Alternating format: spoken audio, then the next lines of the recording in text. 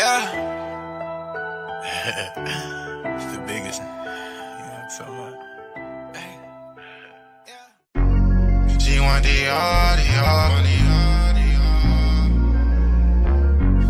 She want the Hey, what's up, y'all? I am your host, Izumi, and we are reporting live from Los Angeles, California, and we are on PIC TV Network on Roku TV. And if you're not tuning in right now, you better tune in because you do not want to miss the latest and hottest indie music videos, fashion, celebrity news, interviews, and so much more for you guys that we're going to bring a home for all indie artists and all genres of music. So we are the streets, we are the culture, and we are the content. Stay tuned, Roundtable TV.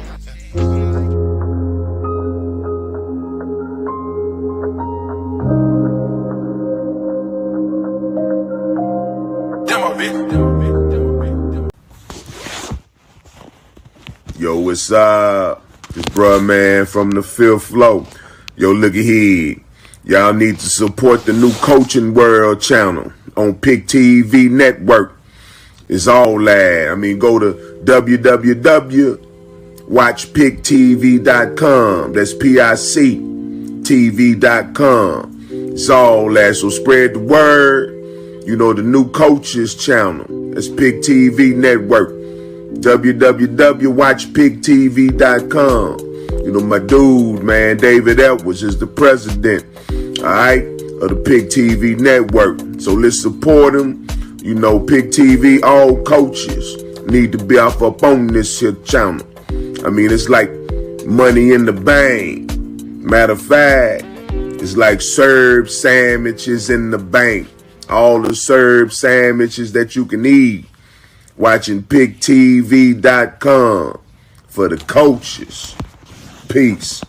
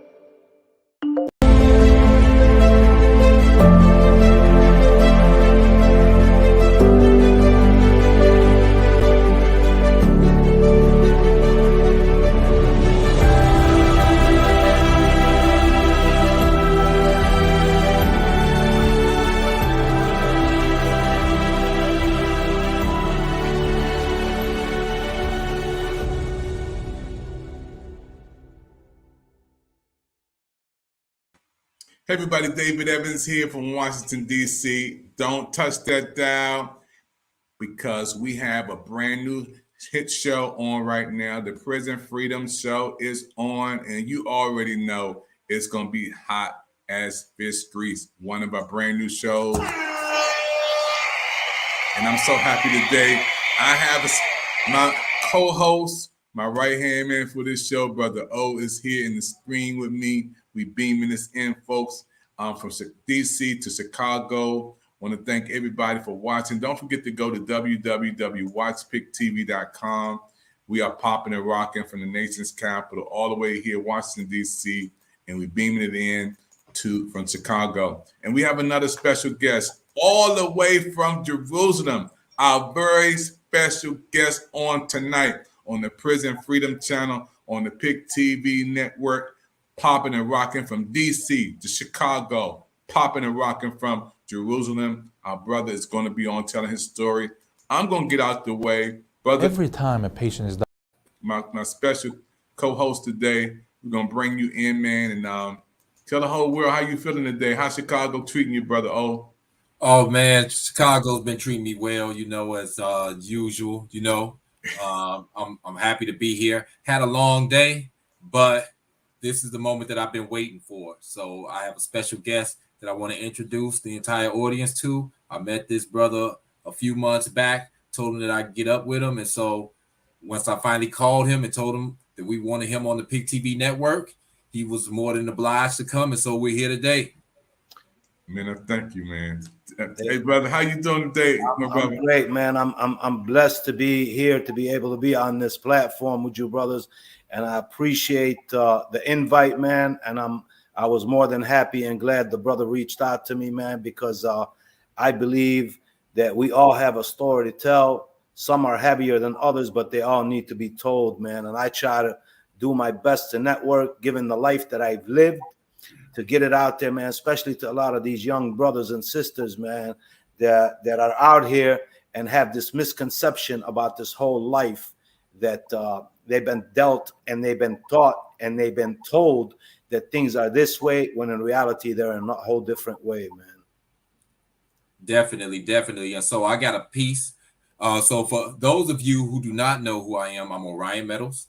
I am the business manager of this program, the Prison Freedom Show, and also I co-facilitate some of Hello America. Now, I'm an author, spoken word performance artist, and I have a piece that I would like to say right now that, hold on one moment. So I have a piece that I would like to say that I believe resonates with everything that this brother is about to convey to all of you. So it's entitled Thug Consequences. Retracing steps of my path. Regrets from the past lingering in my mind as I rewind the scenes of the mental motion picture playing out in the theater of memory. The pictures recorded are distorted yet still poignant enough to evoke sensations that cause me to shudder. And dismayed from the thought of a life filled with potential wasted in the gutter. They say it's a terrible thing to waste minds. So then why did I waste mine? Staying wasted, filling my body with liquor and smoke, gun tucked under my shirt at the waistline. Not understanding that it takes time and dedication to build a future with success. Too obsessed with fulfilling the prophecy of my death. And although my demise didn't manifest in the flesh, I'm buried alive, my development under arrest. Now this is the product of my labor. Perhaps I was possessed. My wonder years, my soul hungering for glory and respect. For Lord knows those streets called me, like the voice of a whispering gin. Or was I simply delusional, mind clouded from all the chronic whiskey and gin? Father, forgive me for sins I can never atone for. For I've seen murder, torture, misery, and sadly this heart of mine firsthand has known war. The days of my life, like the stations of the cross, the burden of my choices, and the weight that comes with the stunning realization of their cost. These are a thug's consequences. That's deep.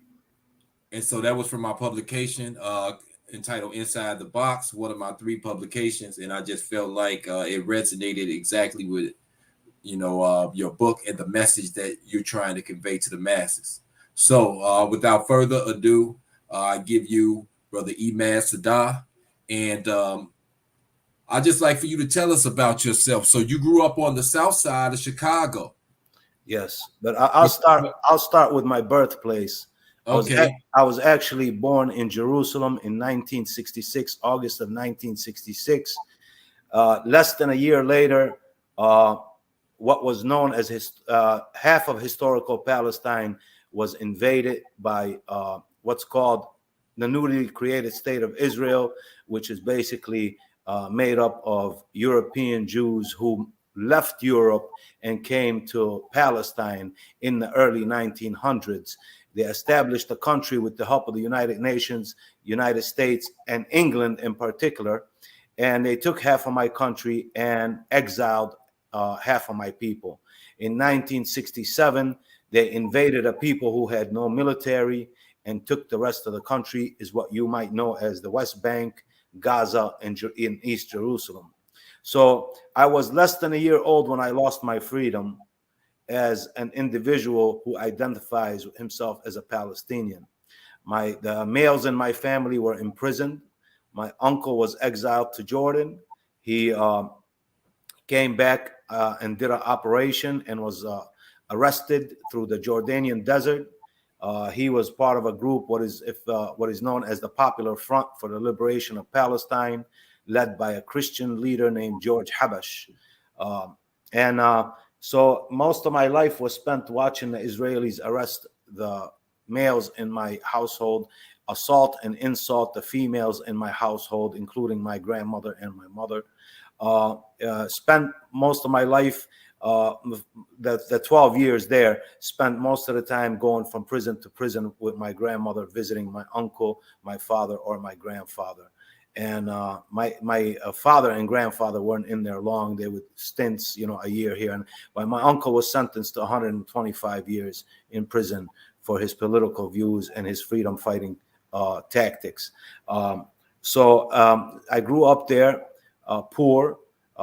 We hardly had anything to eat. We were a poor family. We lived on rations from the United Nations. We received a 100-pound bag of flour once a month, a can of grease, and sugar and salt. And this is what we ate, basically, for most of those 12 years. And my dad had migrated to the United States in 1973. His sister pulled him out of there. And I came to the United States in 1978. I had just turned 12 years old. I moved into the Marquette Park area. In 1978, Marquette Park was still heavily infested with racist individuals. They actually had professionally painted swastikas with white power. For instance, on 71st and between Rockwell and Artesian, there was a building there. I remember it distinctly. And I've had to endure. I didn't speak any English. I went to Marquette Park School. I had to endure. I didn't know at the time what these white kids and even some Spanish kids who grew up with whites were saying to me. And finally, it didn't take me long to learn English. I realized they were calling me a camel jockey, a sand nigger, a towel head, and things like that. So I fought for that whole. They didn't understand that I was coming from a country that was fighting already, and we had to endure and deal with individuals who walked around with M16s and Uzis shooting at us. So to come here and have to deal with somebody who wants to be racist towards me, who doesn't have a Uzi and an M16, was an easy tactic for me. It was easy to deal with, and it was a fight for the whole year. And I probably, when I say I had 50 fights that year, I'm not exaggerating. It's probably more than that. Finally, we moved to the back of the yards, which you're familiar with. My father was a heavy-handed individual. He was a proud man, but he was heavy-handed. He beat up mom. He beat up the kids. Finally, I ran away from home, and I found refuge with the local gang who took care of me. Back then, things were different. Who took care of me like they were my brothers. Their moms were like my mom. Their fathers were like my father. They gave me shelter, food, and so on and so on. In 1985, I went to state prison. I got out in 1987. If you remember, 1987, the drug game was so heavy that, I tried to stay away from it, man. But I got out. One of my best friends who I left didn't have $5 in his pocket. We used to cruise all night, on $5 of gas and gather $5 just to get a nickel bag of weed to smoke some weed. He was basically almost a multi-millionaire. So he kind of invited me in. I rejected, and I already learned a trade in state prison. I became a body man, a certified body man, auto body man that I learned in prison, and I stayed with that.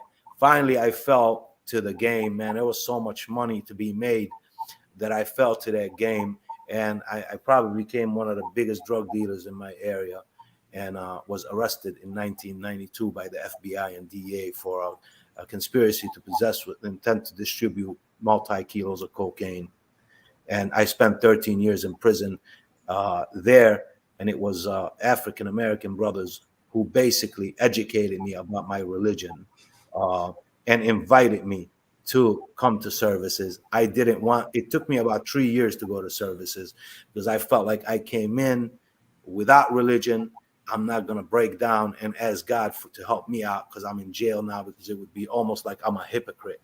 So I said, you go, you worship God. I came in not worshiping God. Actually, when the feds arrested me, you could almost call me an atheist. I didn't believe in anything. There was a point in my life where I just disregarded God and said, if there was a God, many of the things that happened would not be happening. Why is there Muslim, Christians, and Jews? This is obviously a fabricated. These are fabricated institutions. They're fabricated by human beings. That there is no God. and I learned the hard way that there is a God. It's the God that sent Abraham. It's the God that sent Moses. It's the God that sent Jesus. It's the God that sent Prophet Muhammad, peace be upon him. This is why we say he is he is the protector of Abraham, or we should say he is the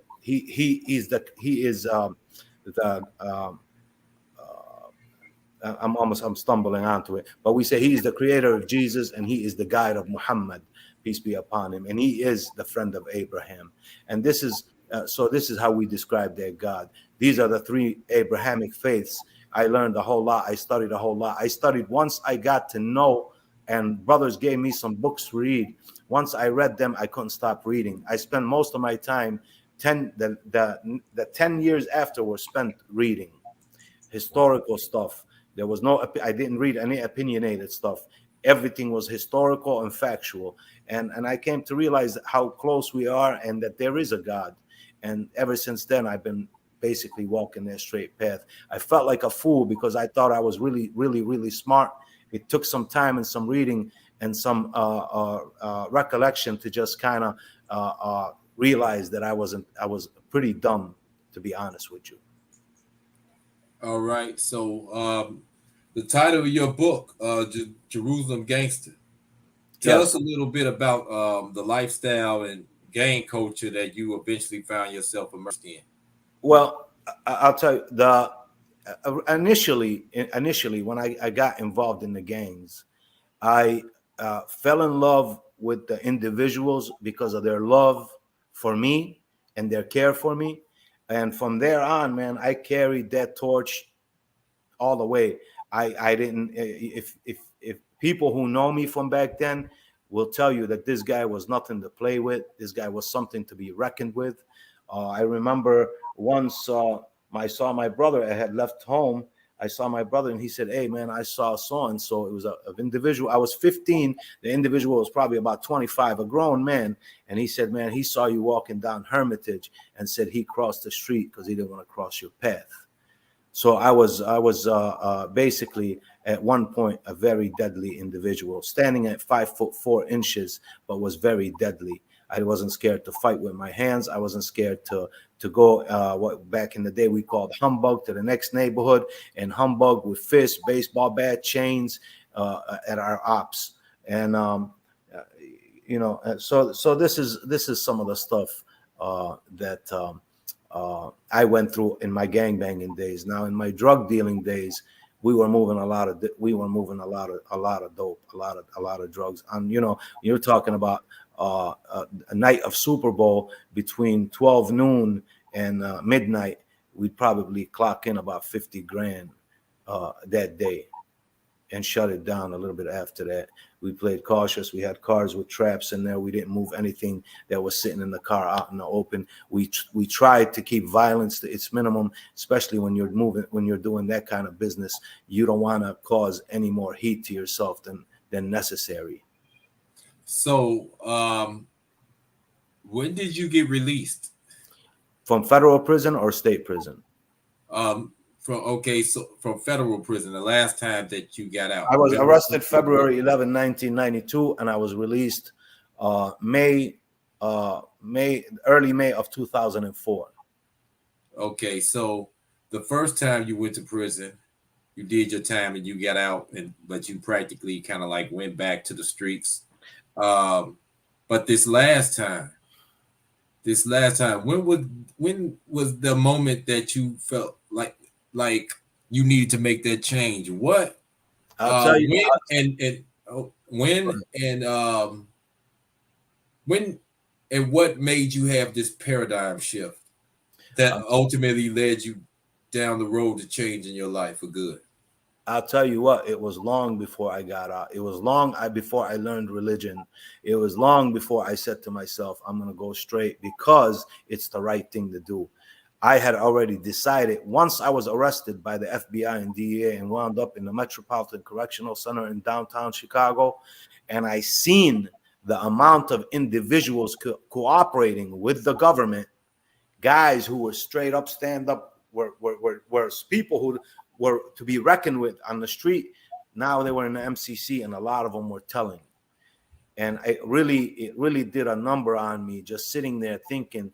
I remember walking in when I first got arrested. A Puerto Rican guy named Rico walked up to me and said, "Hey, don't talk to nobody here. They're all snitches." I thought he was crazy because I had done state time. And you go to the joint, that's not your idea. That's not the perception you have. I already knew how it was in state prison.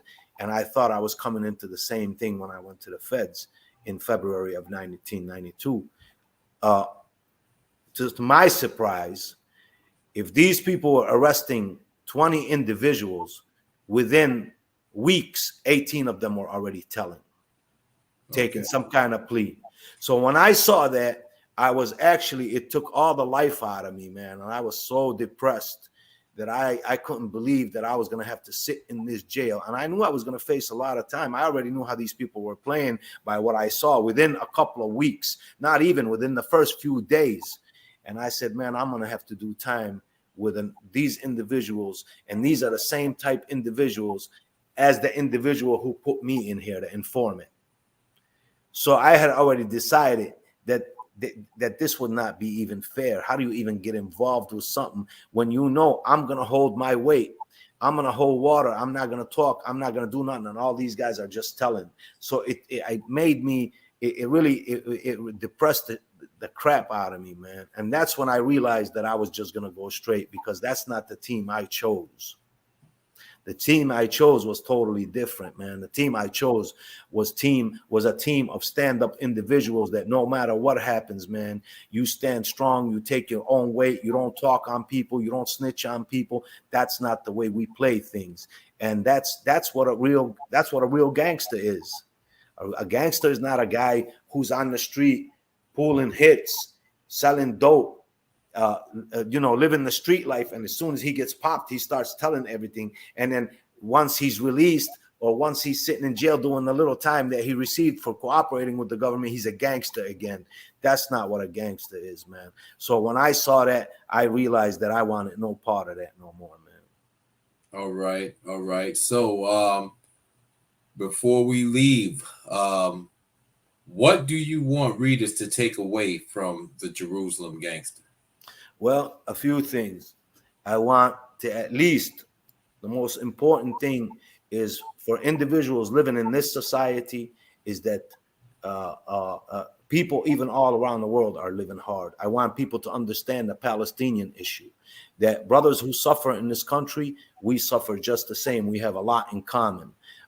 Three, I want individuals to take a look at the life and the things that down the line at the end of the book, where you see that I get my life together, I could have done that long before that.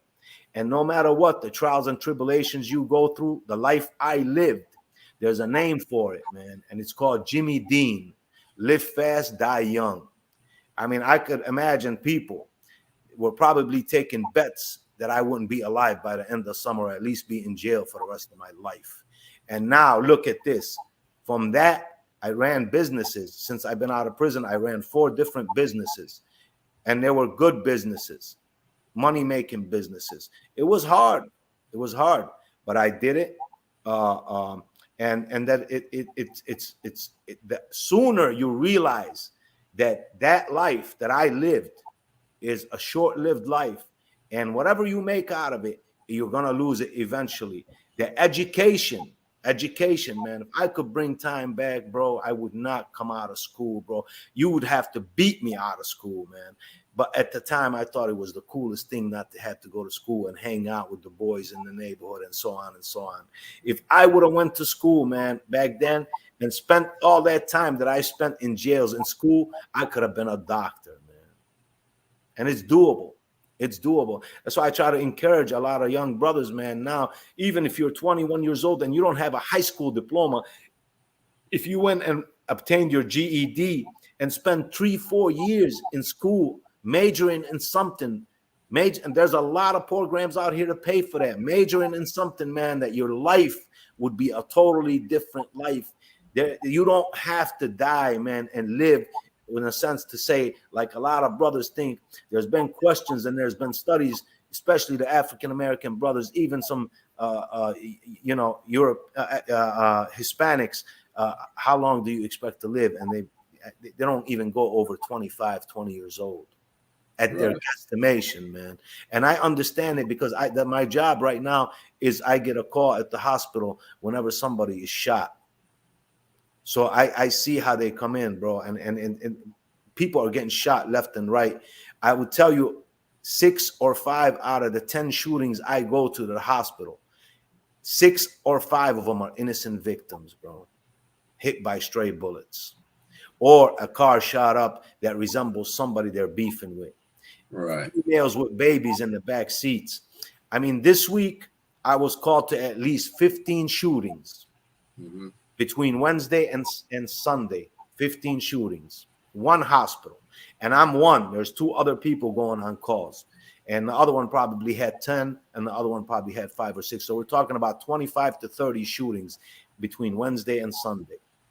And you know, that's something that Dr. Evans and I have been talking about. You know, the crisis that we have in America with guns and violence, and eventually we're going to have some people come on our Hello America program and talk about those issues, such as what you were talking about, as far as people being, you know, hurt and killed by gun violence. Yes. You know, because it's definitely a crisis here in America. So, Dr. Evans, I'm going to give it to you and let you take over from here. Man, I'm just so happy, man, that my brothers come on to people around the world that can see the PIC TV Network Freedom Channel, man. And we want you to be on the book fair this Saturday. I never thought that your life, man, would impact so many others. We're gonna go to a commercial break. When we come back, I'm gonna ask you what would the older version of you today tell the young version of you. Then I'm actually, if you was in the room with 5,000 young people from the age of 25 on down, what would you tell them if they was getting ready to make some moves like you had made in your life? 2 things I'm gonna ask my brother when he come back. What would the older version tell a young version of you? And then if you was in the room with 5,000 young people, the age of 25 on down, who's out there in the gang banging, running the streets and doing things, crime and violence, what would you tell them? After we come back, you're on the Prison Freedom Channel today, my brothers and sisters. We're beaming it from Washington, D.C. to Chicago with my co-host, Brother O, and we beaming it in to my brother from Jerusalem, who is our special guest today on the PIC TV Network. We'll be right back right after this. Don't touch that dial. Every time a patient is diagnosed with colon cancer, the first question is, am I going to survive this? So let's take a moment and talk about the probability of cure in this disease.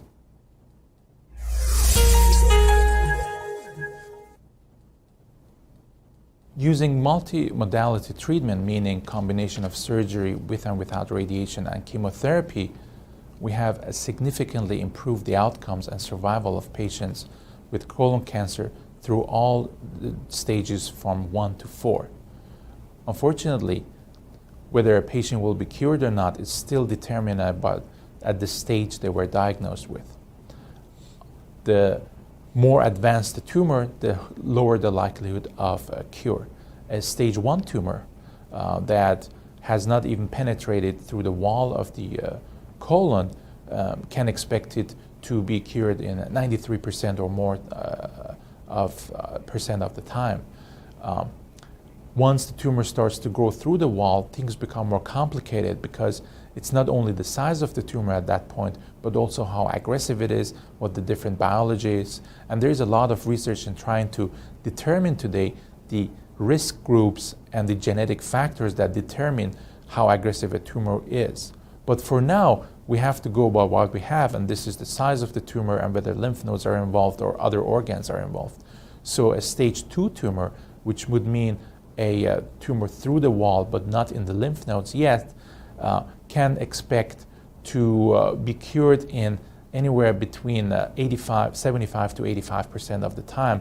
And this is because there are small tumor cells that have already left that we might not see originally, so the tumor was a higher stage, or it's just a more aggressive tumor.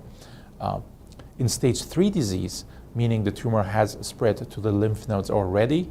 Unfortunately, these numbers drop significantly. Stage 3C, meaning more than 7 lymph nodes or very advanced primary tumor, the cure rates drop to 44% rate if you look at the patient populations.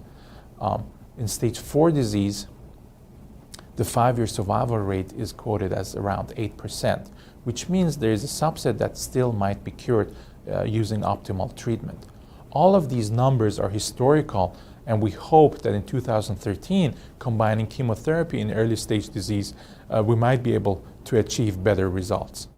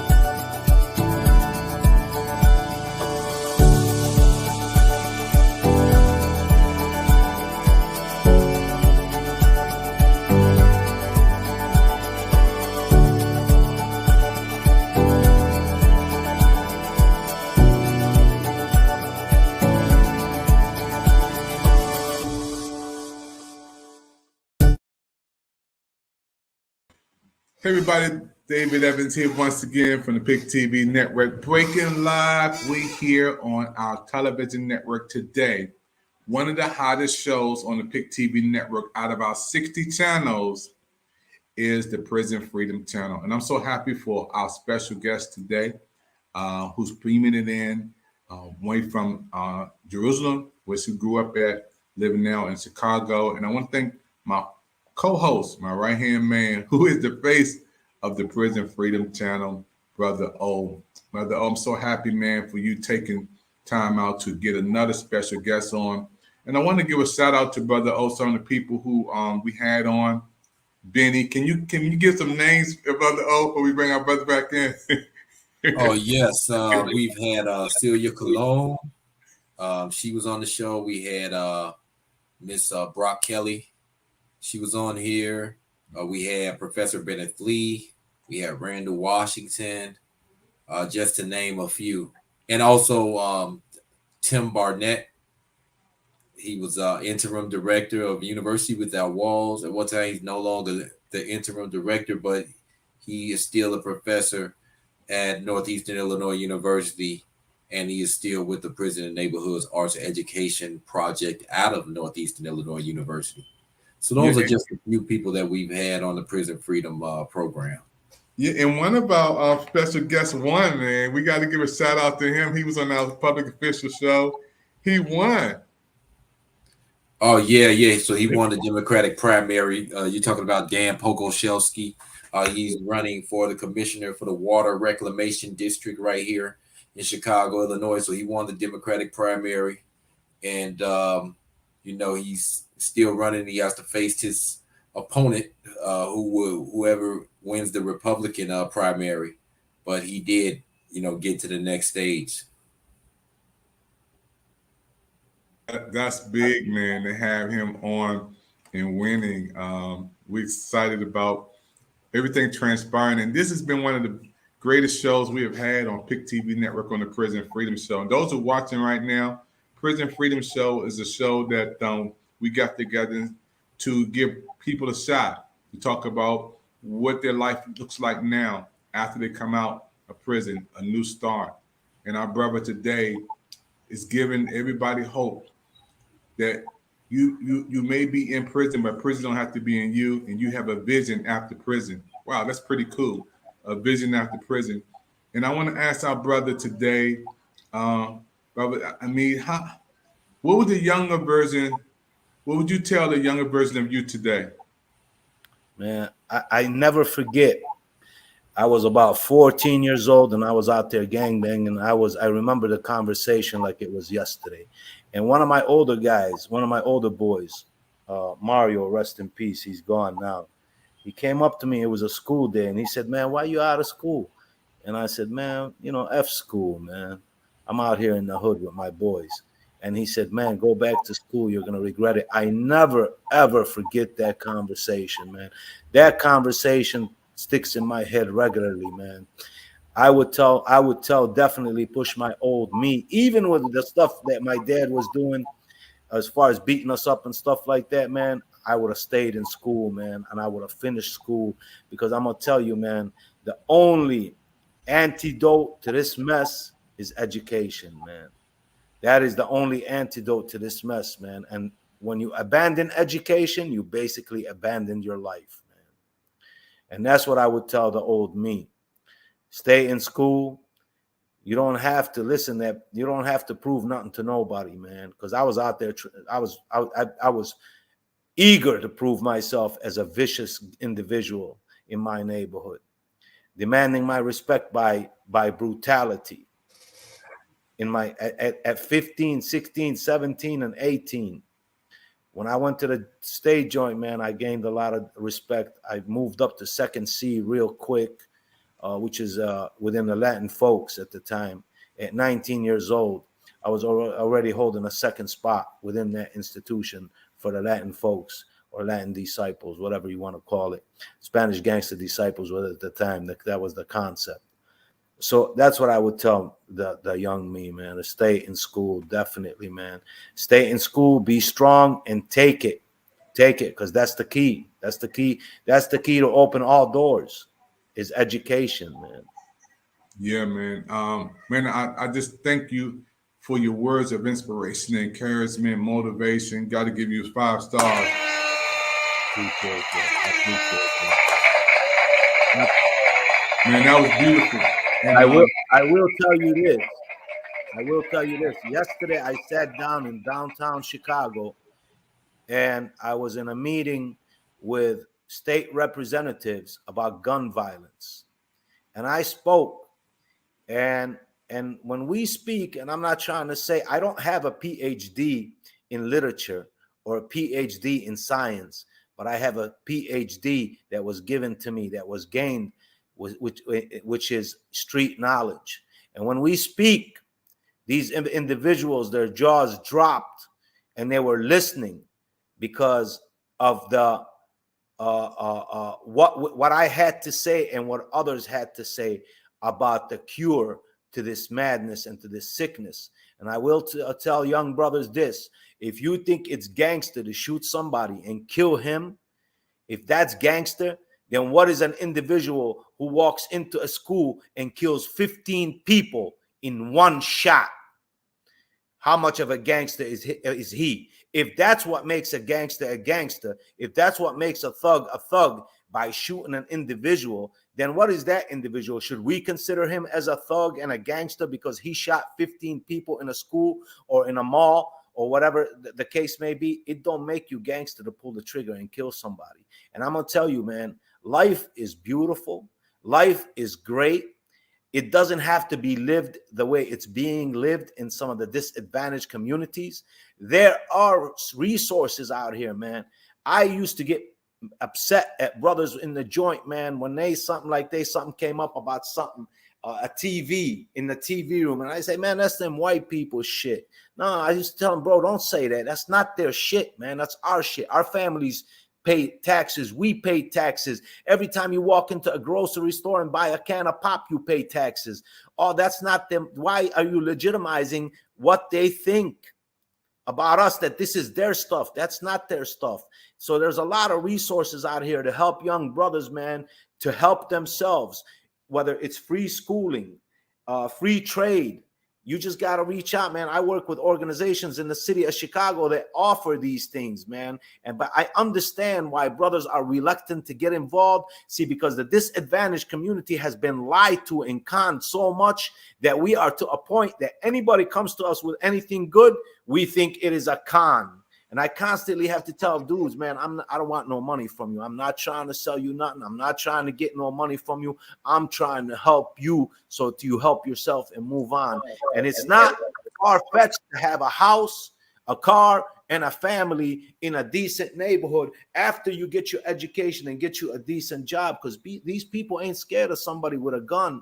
They have tanks, planes, machine guns, and everything else. They have armies, but they are terrified of an educated minority, whether it be a Hispanic, African American, Arab, whatever the case may be, man. And that's the key to everything, is education, man.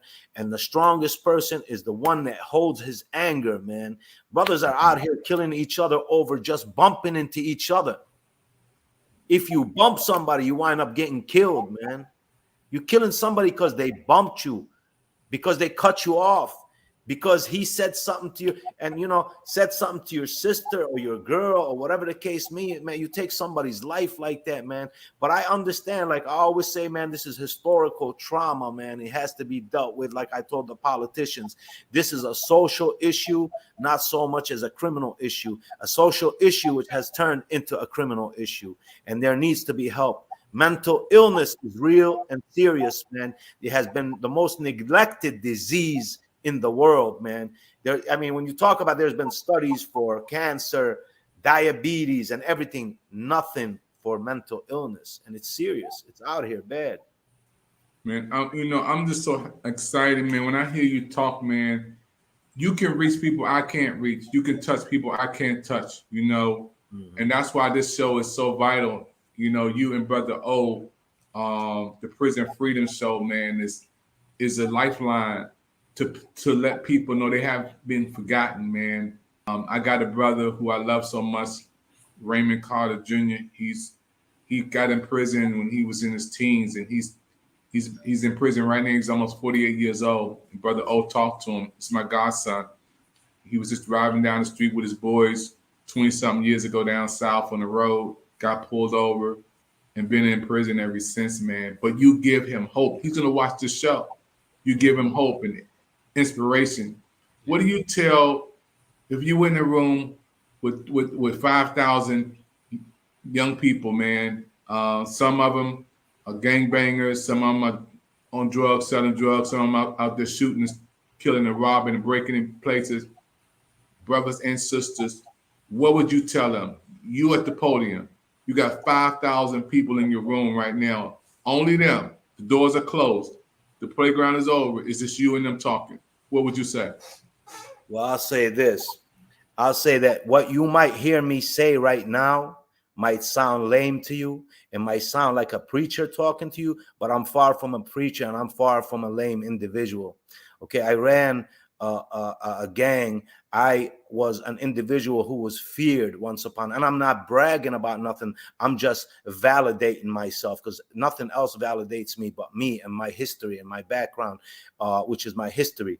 I will tell you this, that education is the most important thing to get to. This is the path I walked, others have walked it with me, but those others, they're not here to talk about it. And I guarantee you, if they were asked, is it better to be alive or to be dead? The answer would be they would rather be alive and see their families and their nephews that they never met and never will meet. So it is important to educate yourself. It is important to stay in within education. It is important to reach out, man, to individuals if you have a problem to deal with. It's not masculine to react violently and grab a pistol and shoot someone. Like I said, it's not gangster to shoot someone, because the madman that walked into that school in Texas, outside the school or into the school, and killed 17 babies, is that gangster because he killed 70? Was he 17 times gangster than you? So I would say, man, this individual who was probably at times considered to will be dead by the end of summer or in prison for the rest of his life, was just in a room sitting with senators discussing how to change policy, how to make this a better place. I can argue with the best, whether it's historical, whether it's religion, and so on and so on. How I did that? By reading, by understanding, and I gained the utmost respect when I talk to individuals. So I would say, just like I'm able to do that kind of stuff, just like I have done that, you can do that also. The future is bright. You have to make it bright, or you can make it dark and end it. And I see a lot of young brothers doing that and gone. It's over with. It's over with. Wow, man. I want to thank you for coming on Pick TV Network. We got to have you to come back. Brother O, want to close us out tonight, Brother O? All right. Thank you, Dr. Evans. So we're more than glad to have you here. It was an honor. You know, I met you at Professor Lee's office at a NAFI reentry circle meeting. And your story is definitely intriguing, and we just appreciate your story and the work that you're doing, your testimony. And until next time, everyone, I'm Orion Meadows, your business manager for the Prison Freedom Program. And this is the Pick TV Network. Check us out. We're on Roku, 60 channels. And don't forget to check out Imad Sadeh's book. Please do not forget to check out his book, man. Read it. It's an interesting story. He's been through a lot, and you definitely won't be disappointed. I got the book myself. I read it, and there's just a lot of things in there about the world, about history, and about how different people struggle throughout the world. But it talks about the ability to be able to persevere and overcome. And even though people may make mistakes in life, they can still come out on top. And this is what has happened with this man right here. So until next time, we'll see you again on the Pick TV Network. I'm Orion Meadows. And for Dr. David Evans, we're out. Till next time. Everybody have a blessed day. Peace.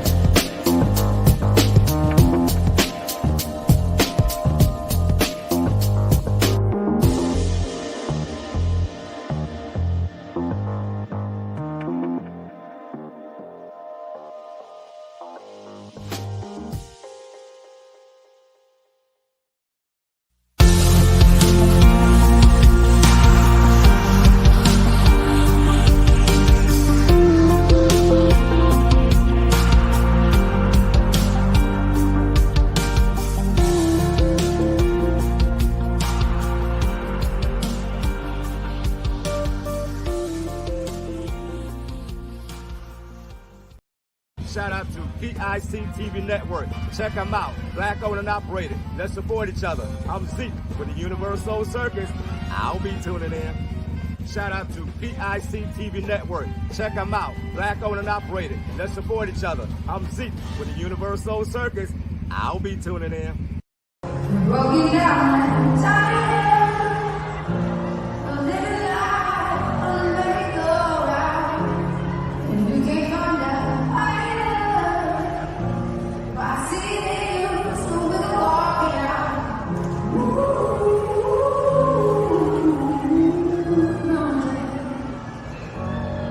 We go walking out.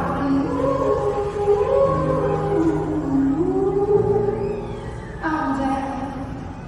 And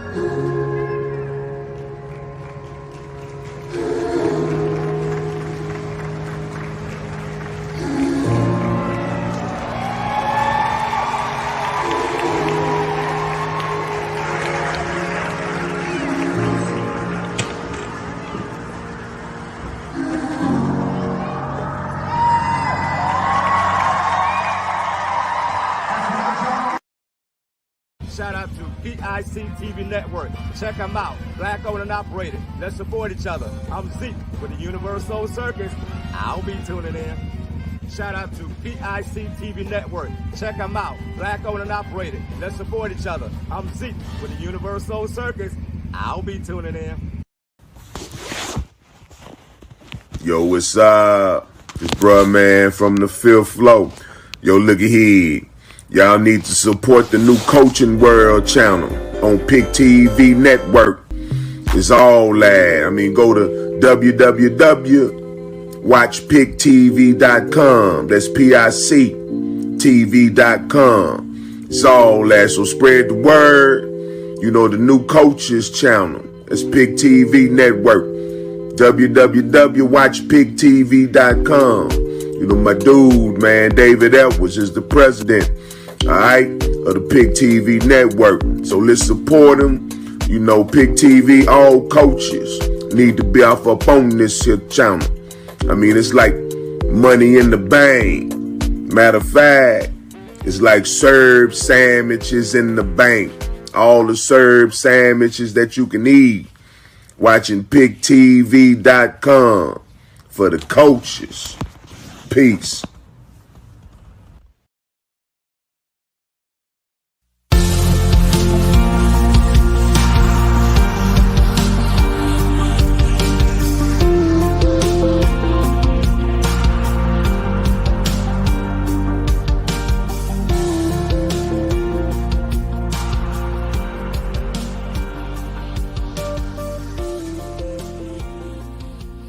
Count on me. Don't be worried. Cast all your troubles away. Wherever you're going, just know that I'll be there. Count on me. Put on your smile. No need to frown, 'cause I'm here. Just look to me, and it will be alright. Just take a breath and look around, 'cause I have never ever let you down. My love for you will never fail. I'll be here forever. Count on me, put on your smile. No need to frown, 'cause I'm here. Just look to me,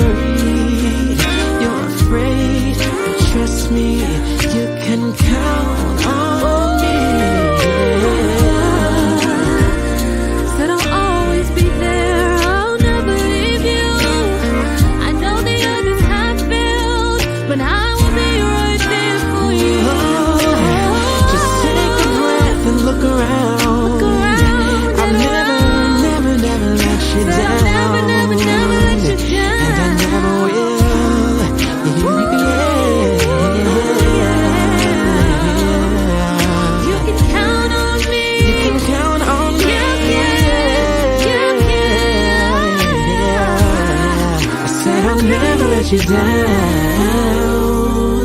People come and they go, I'll never but leave. I'll be. You can count on me.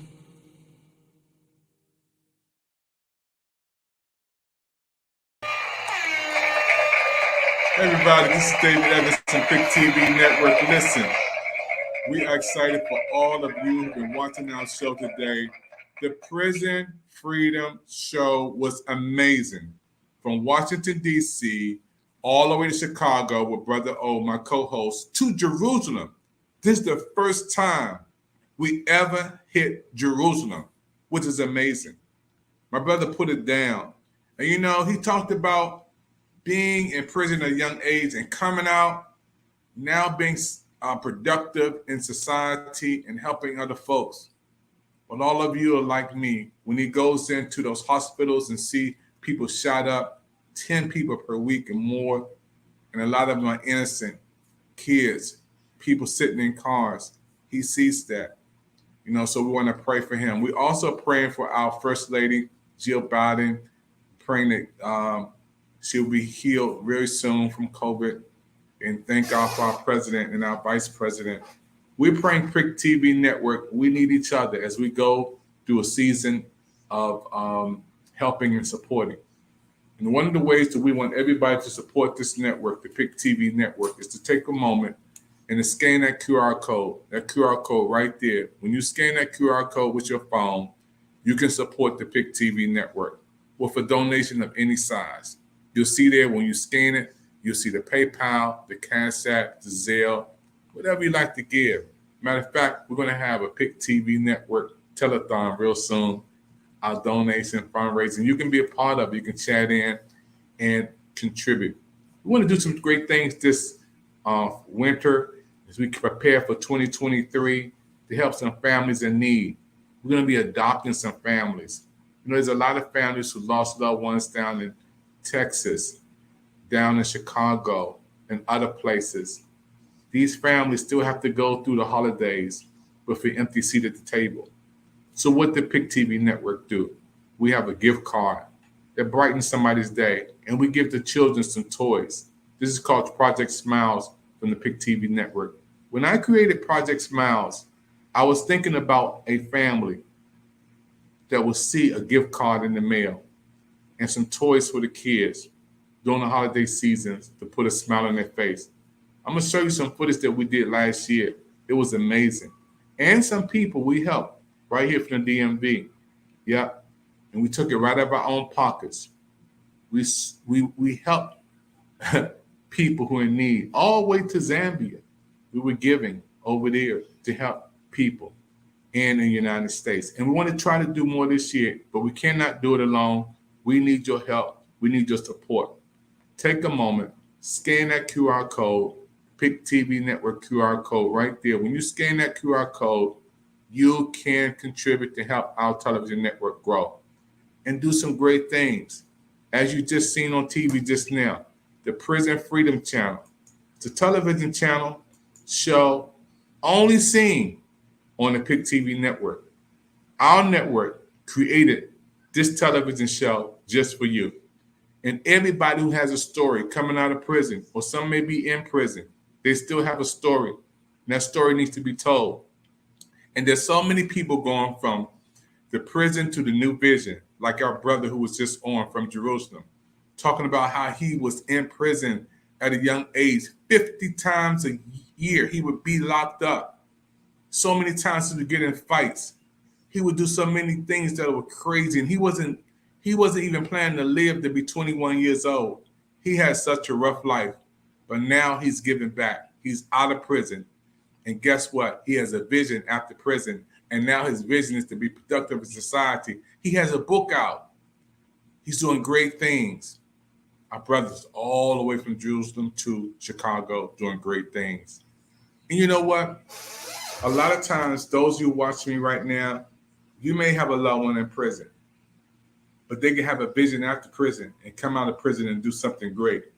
Yep. And this is what the Prison Freedom TV show is all about. Giving people a chance to showcase their talent, gifts, and abilities to the world. Yep. And they have a story to tell the repeat offenders have a story. The people who are going through have a story. From prison, freedom. It's called prison freedom because guess what? Just because behind bars, that don't mean the bars have to be inside them. Just because they're looking inside, that don't mean they can't look outside. And I want you to help us. Scan that QR code, support the PIC TV network. Do it today. And don't forget, we have a brand new coaching channel show on right now. And one of the biggest stars in Hollywood gave us a promo. You already seen Bro Man from the 5th floor of Mont Lawn show. But I got another surprise guest. You are going to be amazed at this Hollywood star. You've seen him on the King Comedy. You've seen him on his own television show. You've seen him do some great things on the movie screen. And now he has a promo on the PIC TV network. The one, the only, Cedric, the entertainer, right here on PIC TV network with promo that's so amazing. We're going to play that promo. And I want you to see it. I want you to be encouraged. I want you to like and share. Matter of fact, it's on Instagram right now, the PIC TV network on Instagram. Go over to Instagram, see the PIC TV network with Cedric the entertainer giving us so much love. Like and share it. Push it out there. Tell everybody about it. This is big for our network, folks. My name is David Evans, your president of PIC TV network. If you'd like to be on our television show, we have a brand new Coaching World channel that everybody's talking about, one of the hottest shows out. And I want to say congratulations to the PIC TV network new Coaching World channel that's on right now. You want to be on our Coaching World channel.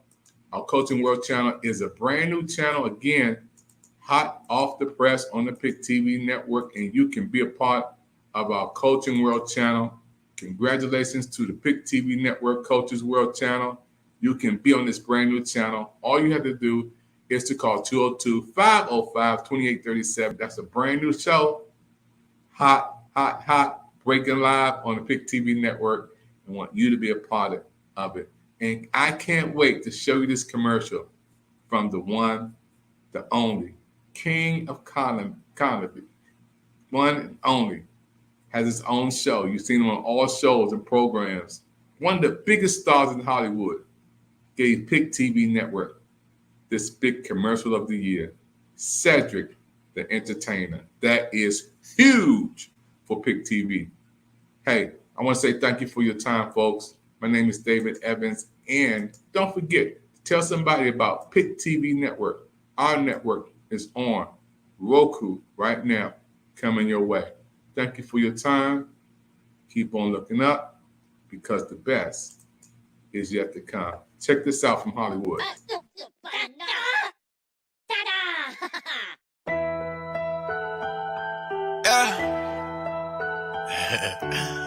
the biggest. Yeah, so hey.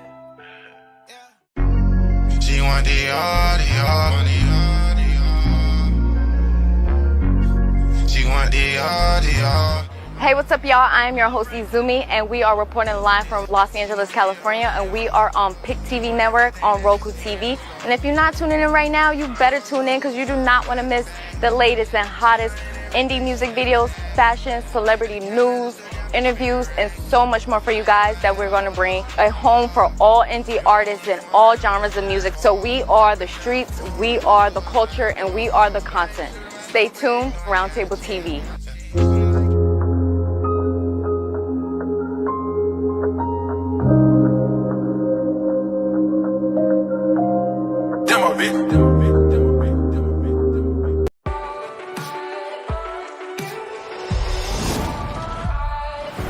Tonight is movie night. Fascinating. Target acquired. In here, the party never stops. That's false. I got something to do in the morning, so it kind of does. In here, you can go anywhere. See anyone. You want to see something cool?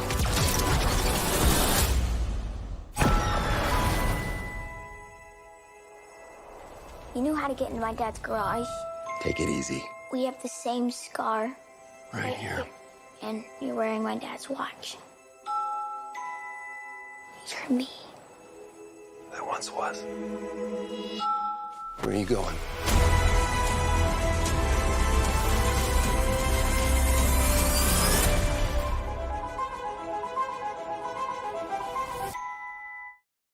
Thanks for watching.